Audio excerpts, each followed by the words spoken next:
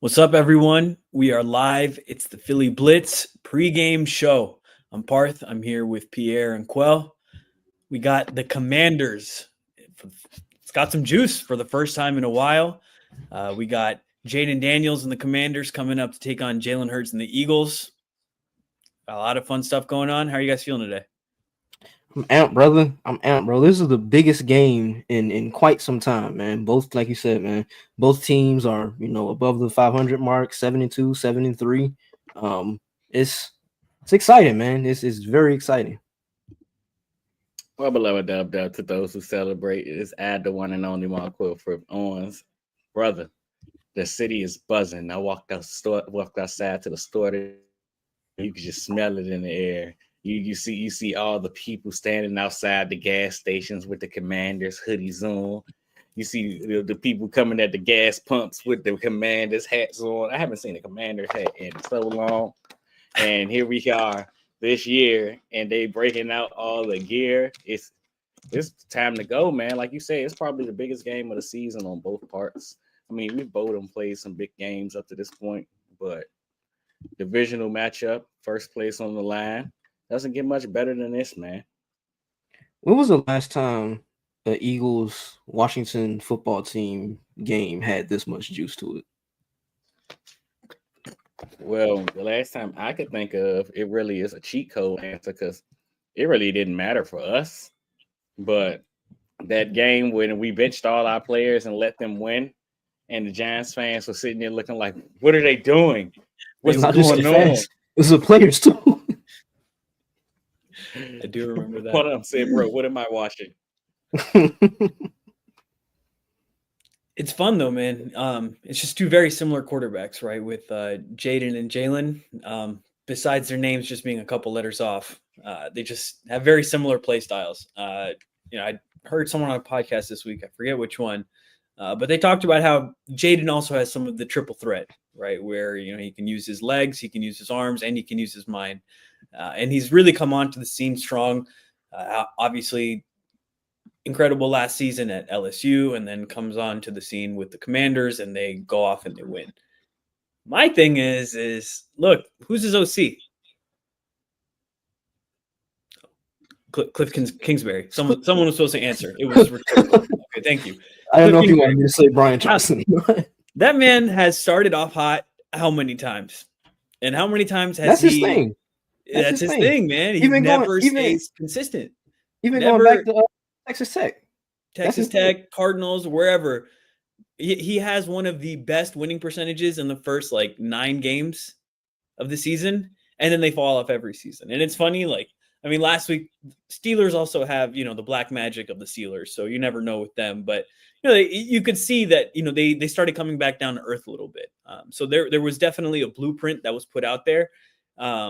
It'll be interesting to see what the Eagles put out there to take them on as well. So why don't we talk about that a little bit with Vic Fangio, our defense taking on Cliff Kingsbury and Jaden Daniels' offense, because since the bye week, Quell talked about it today on his radio hit. Congrats, by the way. Huge congrats, brother. About how our defense just looks night and day different since the bye week.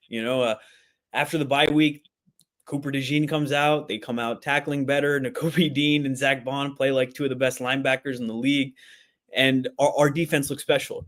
My question, and I'll look for you guys to answer this, is how do we? Cliff said we had 2 bye weeks. Yeah, it does feel like that after last week, and especially with we talked about it on the podcast. It just felt like they were dry in terms of their game plan on offense and defense. But defensively, how do you guys think we take on the Commanders here? Because the one part of our defense, which we've talked about, that's a little bit weak, and it's weird given that it's an Eagles defense, is the defensive line. Jalen Carter now is playing at, all world level, just wrecking games by himself, which is really fun to watch. I mean, last week he was mauling Zach Martin, which is just kind of crazy to see. Now, Zach Martin's a little bit older and coming off of injuries, but it's still Zach Martin, right? So the kid's coming onto the scene, but I still have my question about us at edge. And, especially with a guy like Jaden Daniels, who has that horizontal speed. While, I said that the two quarterbacks are similar, Jalen is more of like a vertical, run through you kind of guy. And Jaden Daniels is more of like a horizontal, try to, shake and bake you a little bit. So how do we contain him? Especially as we talked about in the group chat, Pierre, Sweat has, a tendency to, not keep his rush lane, and they're not necessarily disciplined, right?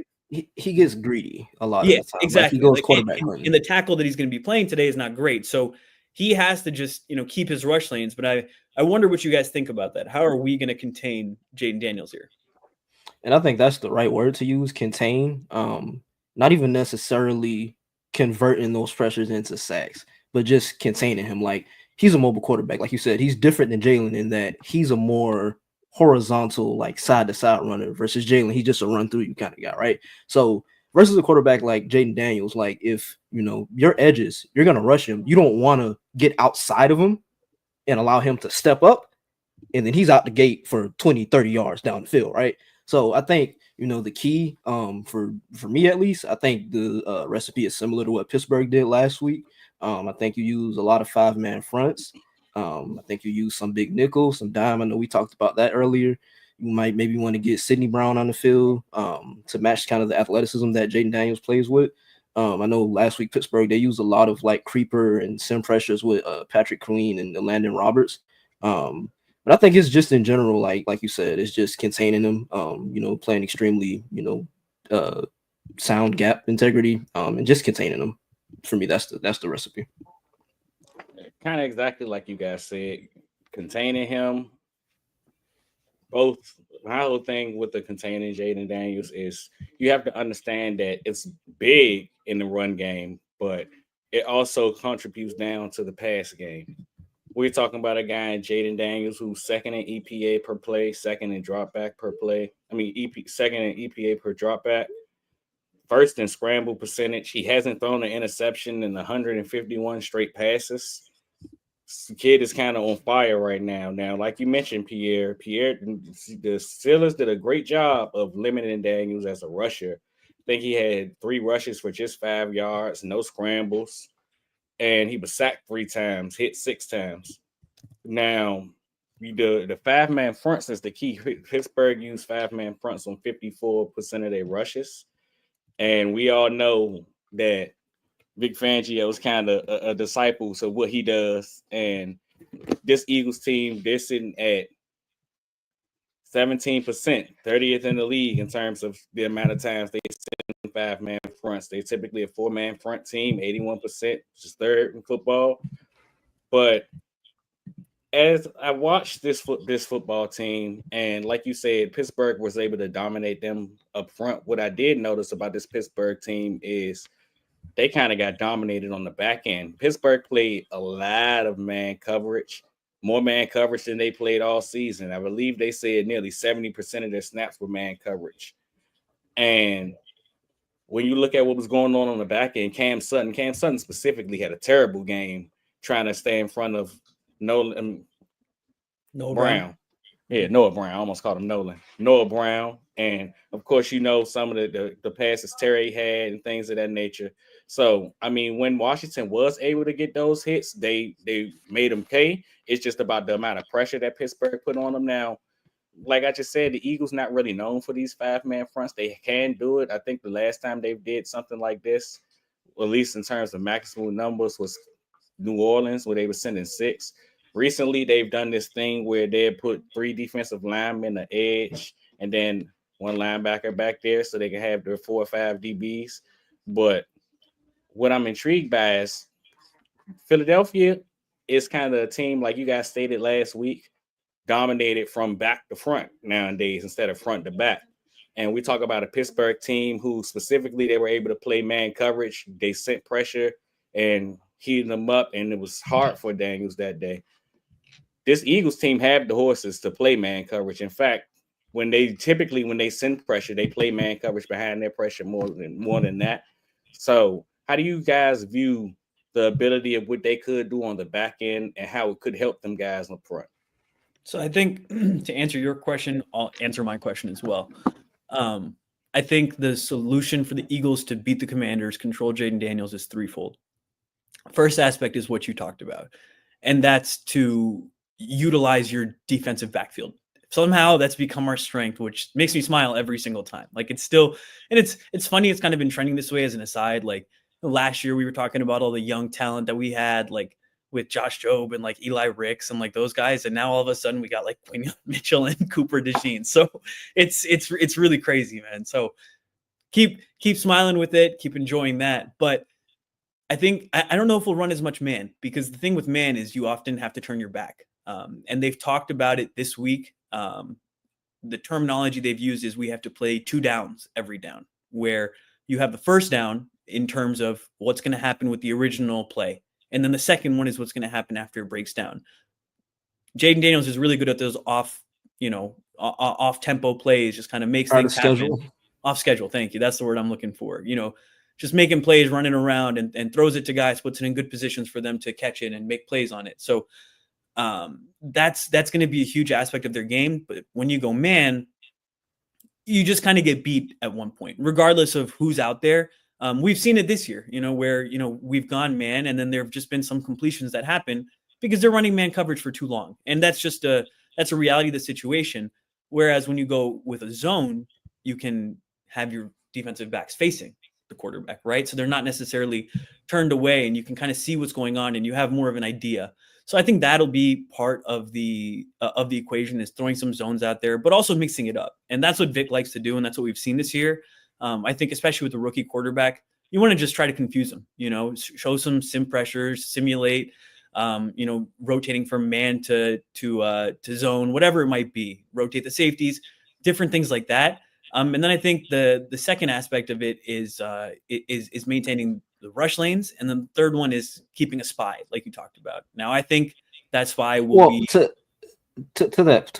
kind of push back against that. I know we haven't really, which I know the Eagles, they haven't played mobile quarterbacks like that this year, but they haven't really utilized spies like that. So that's why I don't know. I think it'll be more. We'll see more, like I said, Sidney Brown on the field, kind of in those sim/creeper pressure looks, kind of.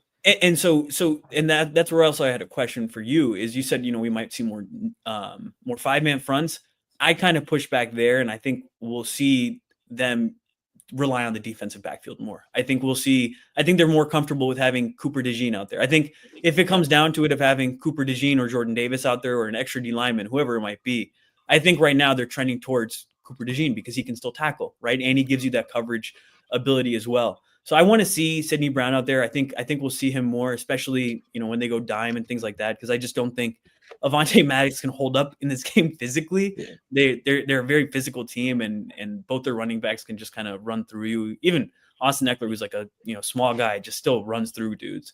But yeah, I do see what you're saying, but we saw it work last week, and it really did, where they just it wasn't necessarily just a spy, but he was a delayed blitzer kind of spy. And I think that's something that Nakobe could do very well. And we've seen him do that, not necessarily against, mobile quarterbacks, but we've seen him with delayed blitzes and things like that. And, Quell said it, he goes out there and just tries to destroy whatever he sees. So if he plays with discipline, it would work out a lot better. But, those are easier said than done. But I think with both options, maybe even all three, I think you could see Zach Bond there, but if it comes to between Zach Bond and Nakobe Dean, I'd want Zach probably in coverage over Nakobe. But if it comes to Nakobe and Sid, they're both, the same mold, where they just want to flatten whoever's in front of them. So they both got to slow play it. Don't be too aggressive, but, keep the quarterback in front of you.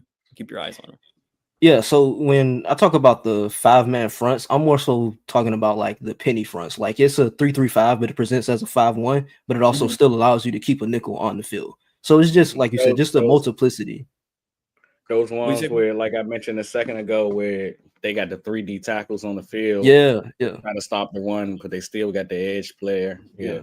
I think that's the main thing for them defensively in this game, just maintaining that multiplicity, being able to. Who do you think it would be? Sorry, do you think like the 3D tackles on the field? It would be Jalen, Milton, and Jordan, or like Mara, or I think it's Jordan, Jalen, and Milton.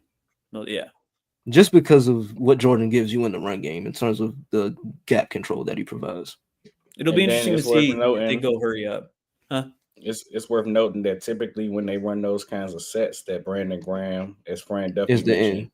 Yeah, Mhm. he's typically the end on those plays. So Yeah. that's kind of their way to try to stop the run, but allocating the bodies that they have to the pass. But as I And it's present like this, even wait, I got one more point. go for it. Even if you want to get more exotic with it, like you can have Bond in the game. You have him in as the edge and as the you can have like in it like they did in the New Orleans game. They'll have him drop down, then have him come back, and like just it's just like you talked about, Parth, just trying to confuse Jaden.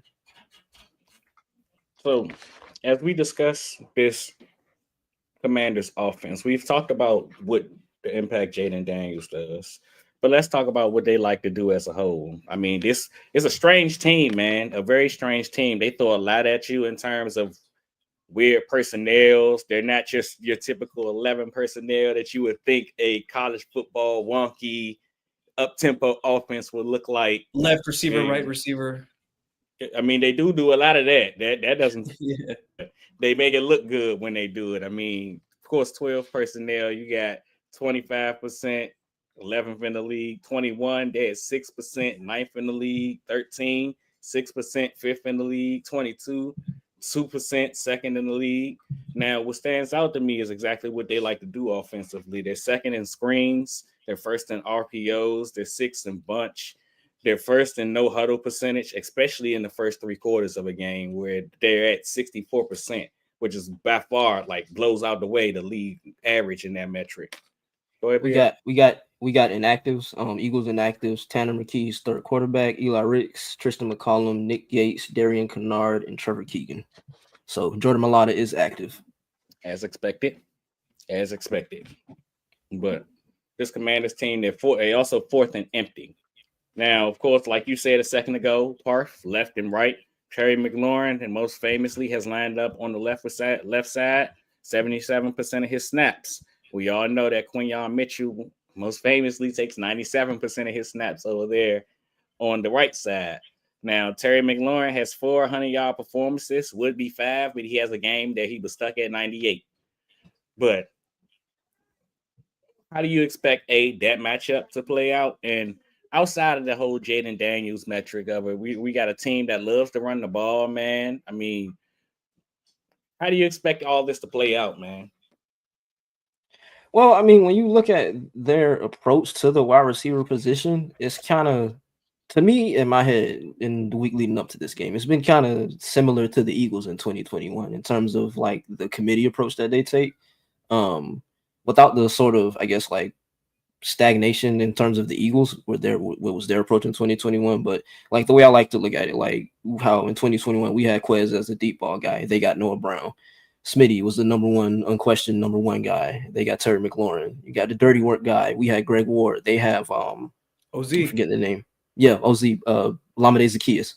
I don't understand how people never understood how to say his name. It's very easy. But yeah, I don't know. I mean, I expect Quinyon to, continue to do Quinyon things. He's gonna put Terry and Quinyon in Obey. Like we talked about Cooper DeJean, whoever they have matched up in the slot, expect him to, continue to do what he's been doing. I mean, I don't like we've talked about this, Quell. Like, we don't understand how teams keep letting Terry get off against them because he's the only, I'm not gonna say only, but he's the only legitimate threat that they have at the receiver position. He's the most notable, and I mean, yeah. No, he's their only real threat. Their second leading receiver is Zach Ertz. Hey, it's like the Eagles. Zach Ertz is a threat, man. No, yeah, we said receivers, right? So Zach Ertz is a tight end. It's like the Eagles of old, where it's like, oh, they got one receiver, and then Zach Ertz is still there holding it down. So Zach, it's nasty to see you in Commanders burgundy and gold, dog. That's nasty work, brother. Just nasty. But it's about as nasty as his bleached hair his last season. So I needed him to go. That was gross, dude. It was horrible. All of them bleaching their hair. It just didn't look good. It gave bad vibes. These types of things happen. Anyways, I like no. Listen, it was a different bleach. It was like it was like different white. bleach. It was like white bleach. I don't know what it was. It was like, dude, midlife crisis much? Like, oh God, it was angsty. It was very angsty. That's what it was giving. Angst. It was giving angst. It was giving angst. Anyways, yeah, I think that'll go well for us. Terry McLaurin has had many big games on the Eagles. Just Yes. watched him cook us over and over again. It's been painful, but I feel like we just have a solution now. I feel like the defense and it's interesting. They were asking Vic in the press conferences. They were like, does Quignon playing so well against number one receivers, does that give you any confidence? Or they were asking something about like change how you Basically, can call like games or impact anything. your game plan. Exactly. And basically said is like it doesn't, because we've been helping Quignon as well. It had like, as much as we love to say, oh, Quignon is just shutting everyone down and no one wants to come, and he has when they have thrown the ball. That's not to be taken away. They have also been respecting number one receivers wherever they are, whether it be Jamar Chase or whoever it was. So I think they will have a plan in place for Terry McLaurin, because, like you said, he is their guy. You don't that. It's like I forget what Eagles teams they were, but there were just teams where it was just like you shut down this one guy and then let them figure it out from there. It's a lot like Jeff Stoutland's playing every time we play the Cowboys. 5 weeks ago, huh? The Eagles team from 5 weeks ago. Yeah, it's exactly. But it's how Jeff calls online games. He just says, against the Cowboys, shut down Micah Parsons, let anybody else beat you, right? So shut down Terry McLaurin, let anybody else beat you. And I think we just have answers all over the field. Cooper on Zach Ertz will be interesting as well. Those will be fun reps, because his closing speed is so impressive, dude. Even if he gets beat, he still somehow gets the ball. He really just feels like our version of Brian Branch, which is, that would just be awesome. So you guys know how I feel about Brian Branch. I know. I love me some Brian Branch, man. He's so fun, bro. I don't know who tweeted it. It was a minute ago, but they were like, Brian Branch literally puts his neon green mouth guard in his helmet as a signal for quarterbacks, and they still throw it near him. It's just like the guy is just all over the field. He's so fun to watch. All right, let's get into the Washington defense versus the Eagles offense. So just as a bit of a preview here for me, Washington's defense under Dan Quinn, it's a lot of straight 4-3, a lot of 4-2-5 nickel. They blitz at the 7th highest rated in the NFL. But their rush defense is where I think the Eagles can make some headway, right? They're 24th in rush DVOA, 26th in EPA per rush. And then even in terms of their pass coverage, like they're without Marshawn Lattimore. So the outside corners is going to be Benjamin St. Juice, #not good. Mike St. Restril, he's good, but he's 5'10". And Noah I don't want to butcher his name. Igbenogany. Igbenogany. I guess that's right. Yeah. So yeah, I think the Eagles, they'll be able to have success on offense. I know that they blitz a lot. So is it zone blitzes or man? I know you would know this, Quell. It's a little bit of both, I would say. Yeah. They do a good job. They try. That's the funniest thing I would say about this Commanders team is somehow they give up a bunch of explosive plays, but they try so hard to keep that 2 safety. Like that's what surprised me. You guys know Dan Quinn. I mean, we're talking about the guy that was one of the architects of the Legion of Boom. Exactly. That's what they learned to do in that defense.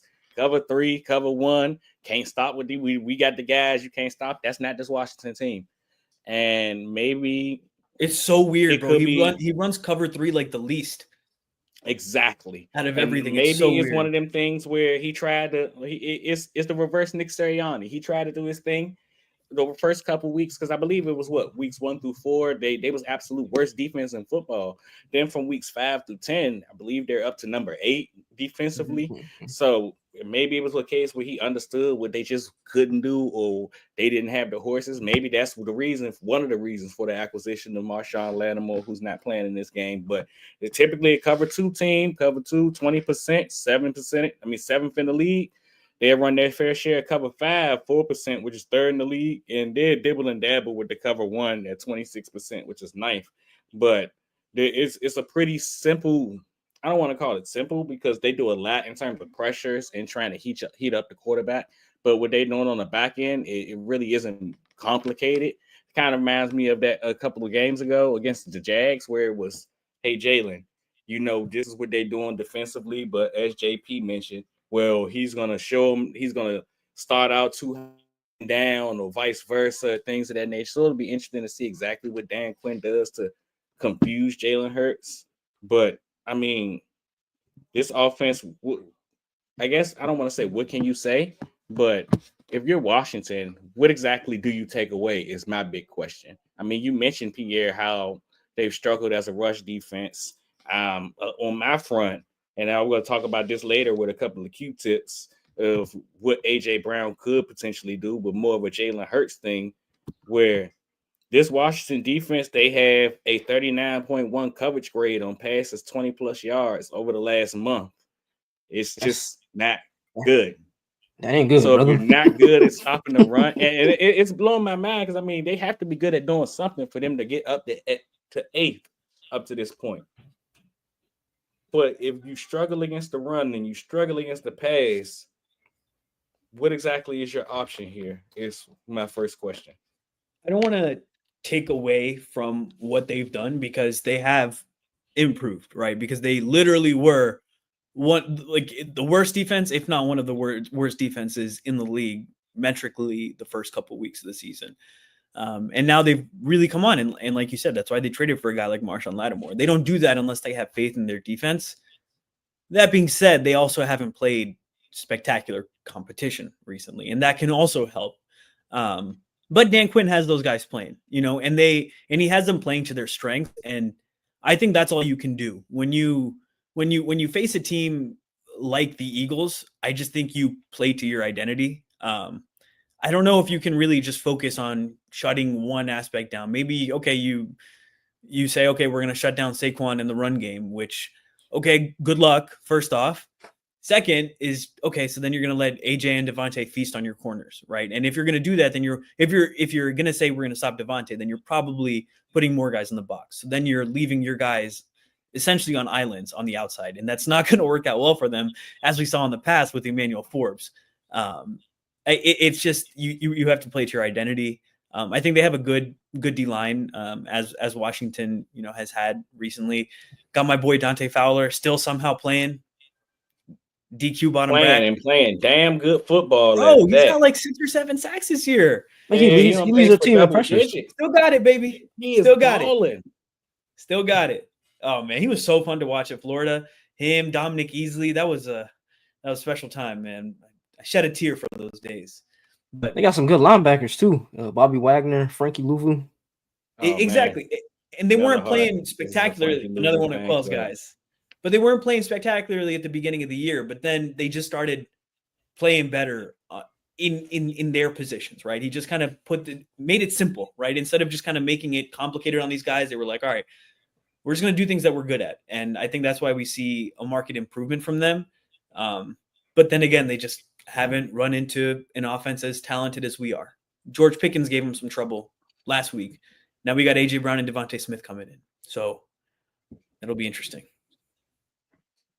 That's a good question. So for it. That's what I was about to say. You got something else, Quell?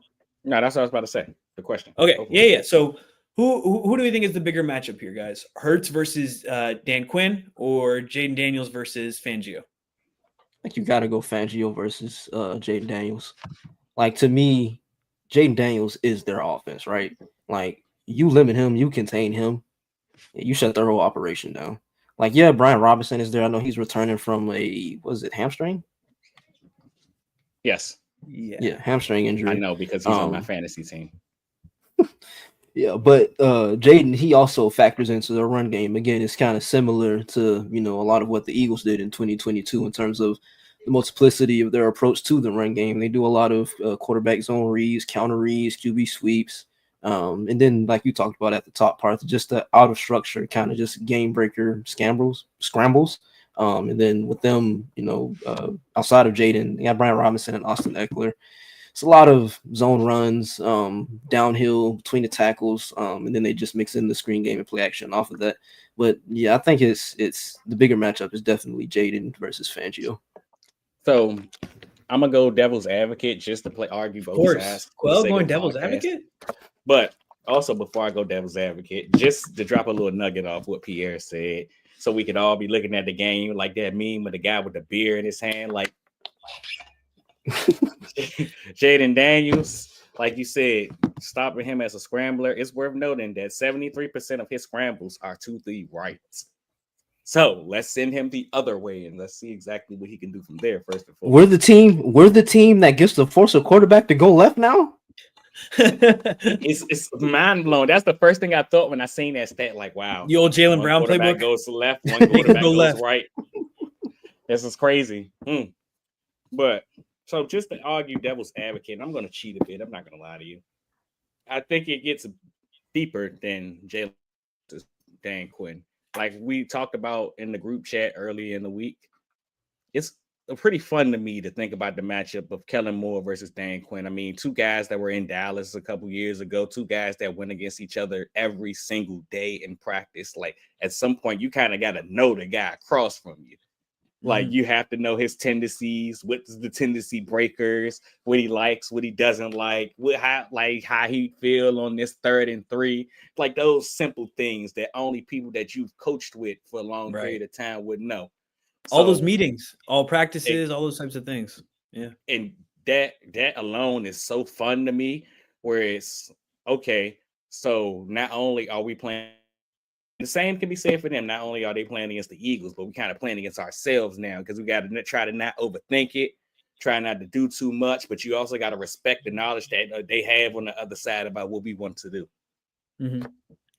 I would honestly argue that point the opposite, in that if Kellen and Dan know each other so well, I think they could even kind of balance each other out, right? Where you don't really get an edge from either of them, and you just kind of see good performances from both. And you know, Hurts has played Dan Quinn before. He's played Dan Quinn defenses before. Jane Daniels has never played a Vic Fangio defense. You know, and Vic Fangio's defenses are known for muddying up the picture, making it tough on young quarterbacks to just kind of figure out what's going on and just have a lot going on in general, whether it's rotating safeties, rotating D linemen, not knowing where the pressure's coming from, all these different types of things. I tend to think that ends up being the bigger matchup just because, you know, it's a complete unknown, right? Whereas the other two, there's just aspects of familiarity, which I think will serve them well. And to that point, the personnel Kellen has at his disposal is miles above what Dan Quinn has at his disposal on his defense. Mm-hmm. That is true. That is also true. Now, I guess I got another question for you guys. I've been thinking about this one all week. Somebody somewhere in one of these other podcasts that's airing stole my content because they was reading my brain clearly. I don't know how they got this. I was listening to it like, what? I wrote this down 4 days ago and you thought about this too? But so the Eagles, we've talked about all season long the success that they could have offensively under Kellen Moore. Pierre, you dropped multiple pieces about what the Kellen Moore offense could potentially look like. We see all the moves that they've made up to this point to improve, for lack of a better term. However, I mean, it's always worth noting with a big game like this on the metric. Cliff Kingsbury has had his fair share of success in Washington. I mean, it's kind of taking the league by storm. I know what you said about late in the season falling off and things of that nature, Parth, but that is always taken into account. But Kingsbury was one of the few candidates that we know that interviewed for the Eagles offensive coordinator job. So this quite easily could have been him. And just, I mean, throw Arizona out the window. Throw Texas Tech and all the cool stuff, all that away.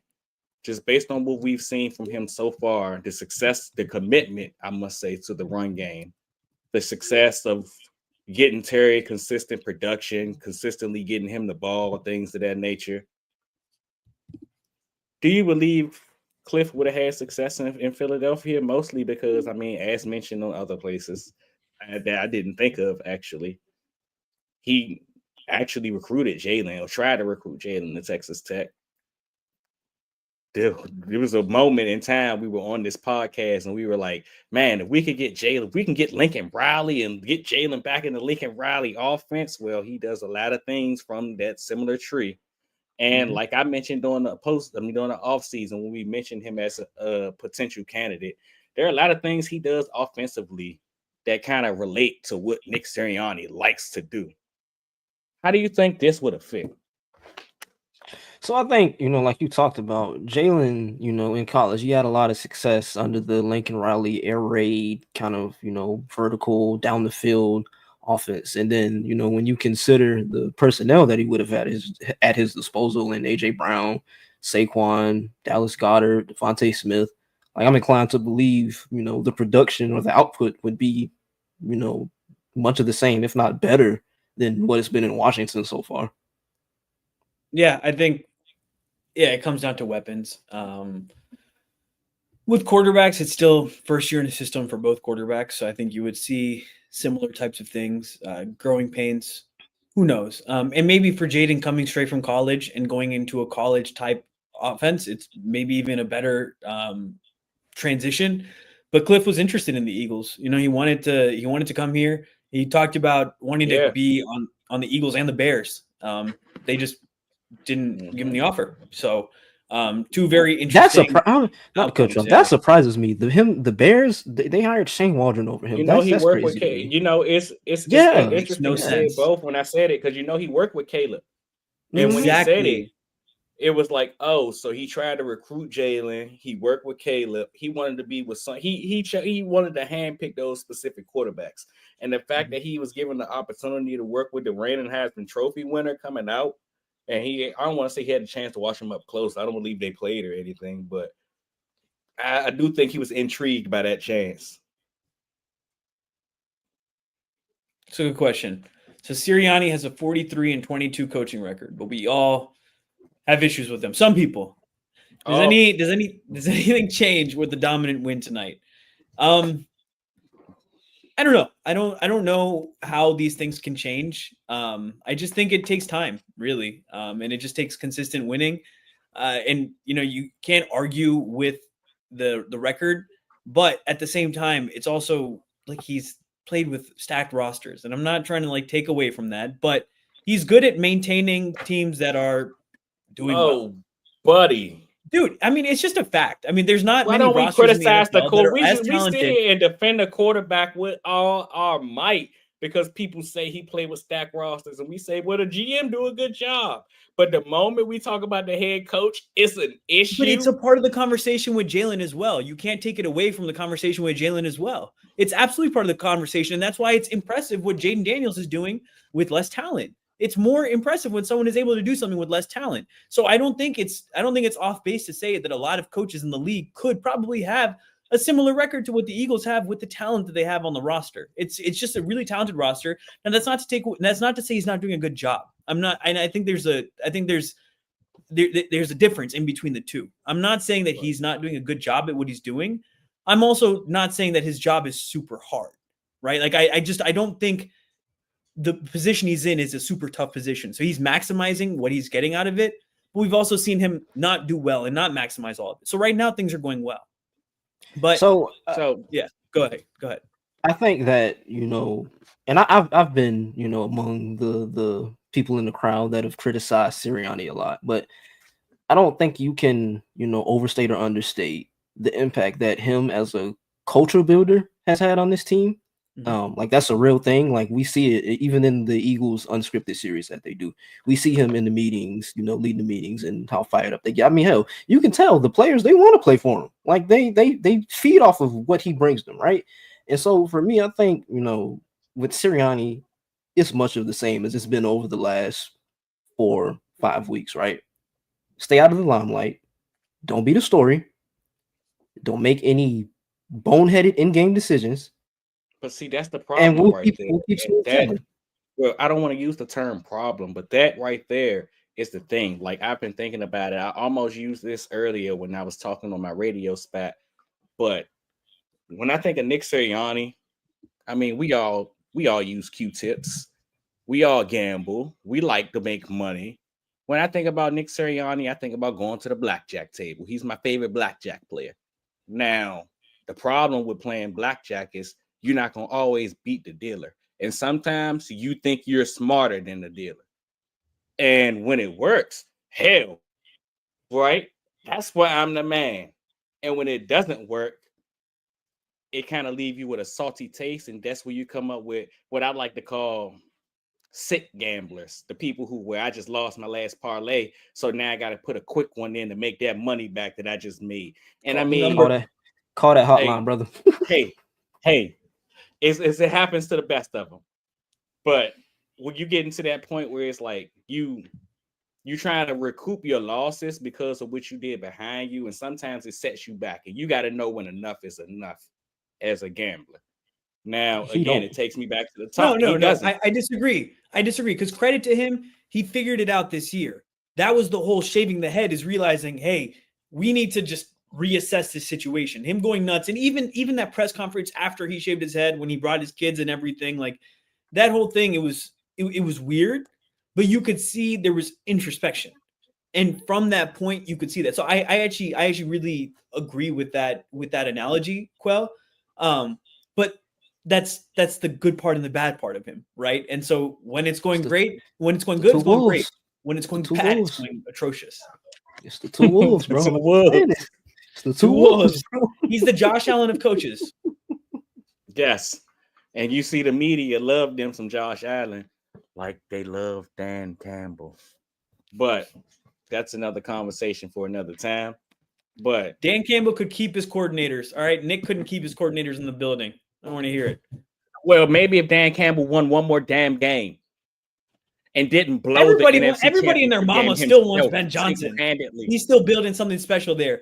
Everybody wanted to get out of Nick's building. Get out of here. Man, I promise you, teams with Washington's in a great spot now. I don't want to say anything that's going to put my foot in my mouth because we playing them or anything, but just speaking in hindsight, or not in hindsight, I promise you, Washington would have not said the dumb thing that they said or anything. They wouldn't have said anything until they got him in the building. They would have told him on that plane what the report said. He made a decision mid-air. Did not get. They would have told him on the plane, brother, we have 5-star hotels and every other thing that they had to do to get him there. They would not have let him leave if they made a Super Bowl, because that's just the nature of the beast.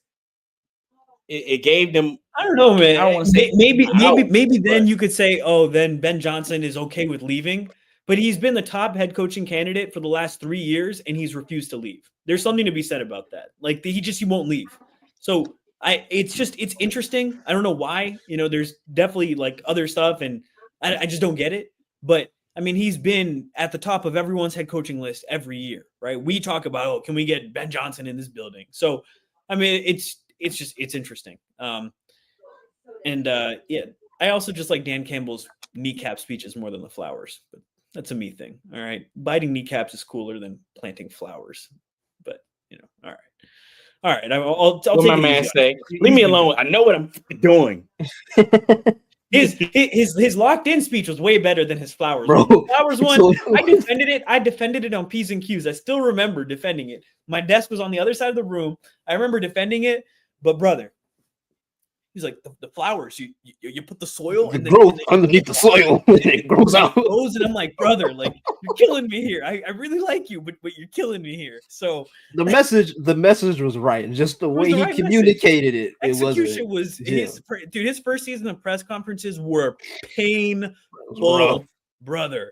Now he's all like, and I tell y'all all the time, man, that right there, what you just said, that sentence alone created the monster. I mean, Nick was always joyous and loved the game and all that, but that right there created the monster that we deal with now. Because like I've been telling y'all for weeks, I wish one of y'all would tell me I'm bad at my job when all I do is win.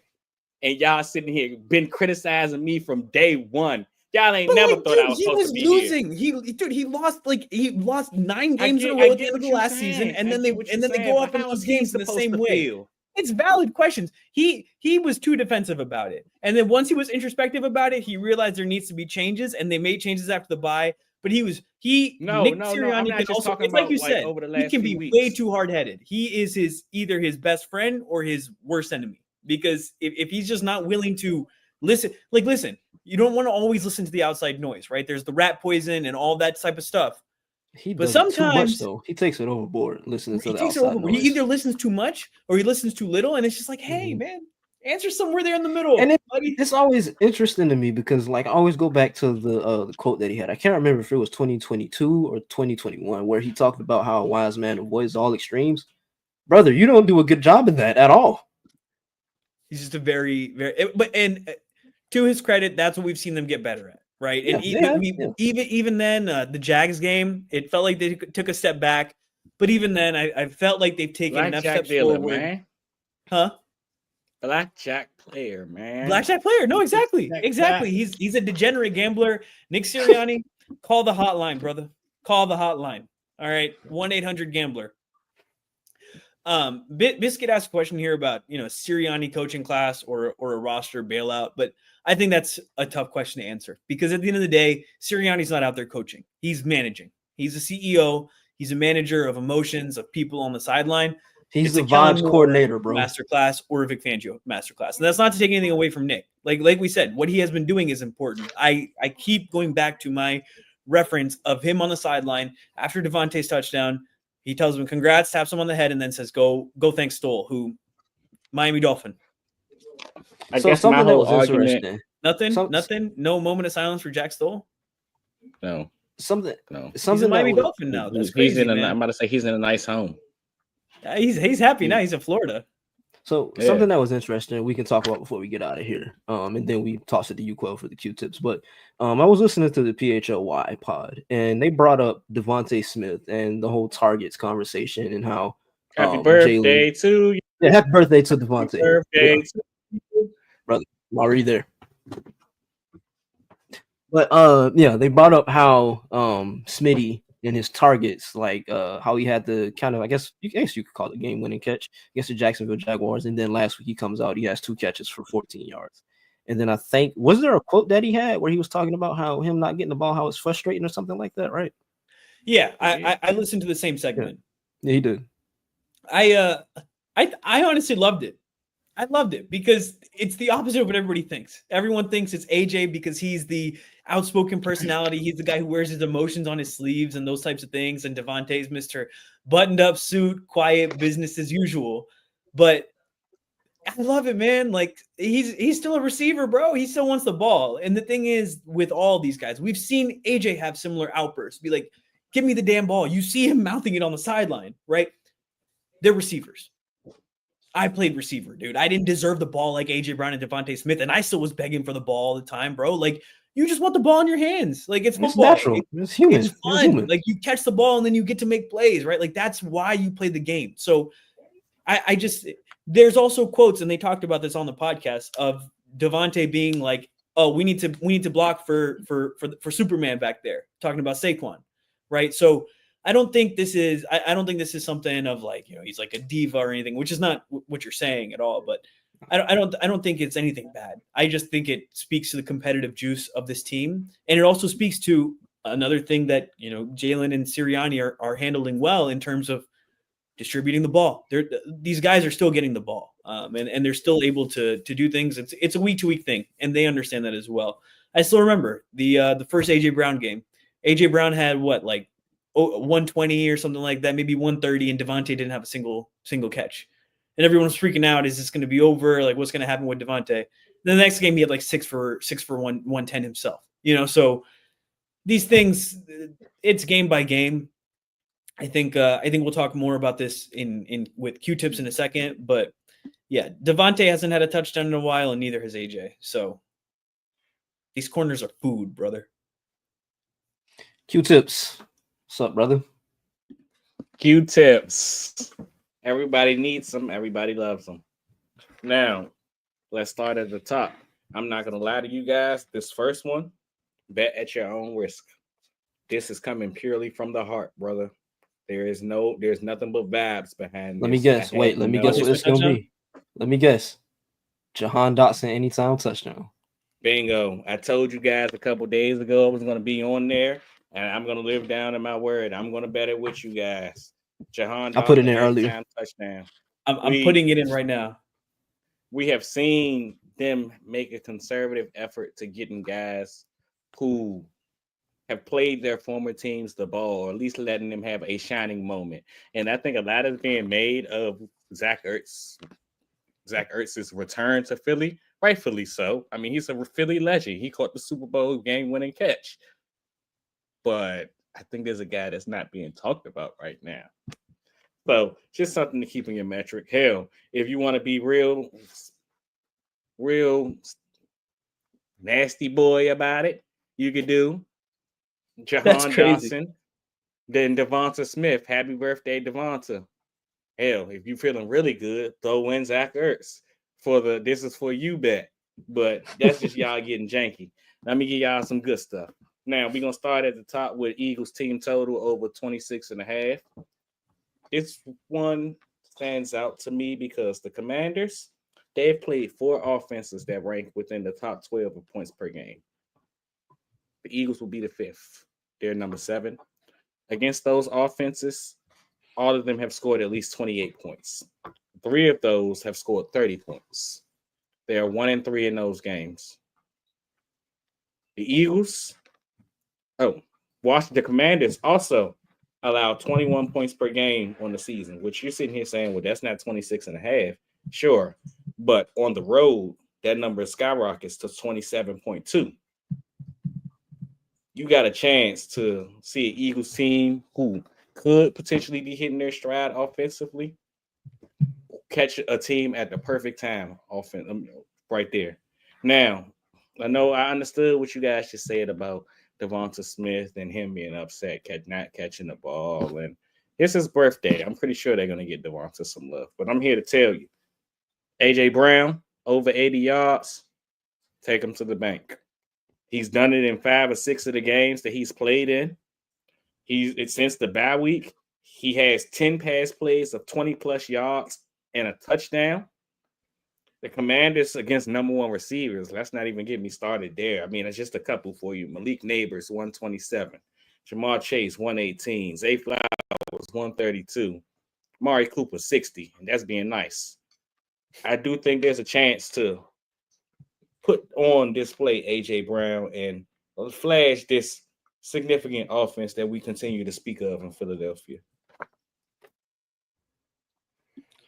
All right. Love it. We'll get a graphic with that out there as well. Try to get it out. Game starts at 8:30 or 8? I think 8:30. 8:15. Oh, right in the middle. We'll try to get a graphic out. Otherwise, we'll tweet it out so you guys can follow Quell's bets. Appreciate y'all, though, man. We're 3-1 on the season, man. Lock in with us. Before we get out of here, game picks, score prediction. Who want to go first? I just told y'all the Eagles going to score 30 points. Oh, wait, Quell, give us the final Q-tips one more time. Just so we can lock it in. Yeah. Oh, go through it one more time? Mm-hmm. Yeah, really quick. Okay. We got Jahan Dawson anytime touchdown. You got Eagles team totals over 26.5. And you got A.J. Brown over 80 receiving yards. All right. Okay, so let's get into game picks. You want to go first, Parth? Sure. I think then we see the Eagles offense come out firing in all cylinders. I think we see like a little 35-17 action. I think this is a coming out party for Vic Fangio's defense. And we've had they're good. They're not playing good competition. I think you come out Thursday Night Football, you shut down this type of offense. Quinyon Mitchell has a big game. I think the Eagles defense is a big talking point next week. So, all right. So for me, just looking at it on the surface, man, I don't think Washington has the horses, both on offense and defense, to keep up with this Eagles team. I don't think we've outlined facilities to do that. Big yeah, man. I don't think you got the capabilities, big man.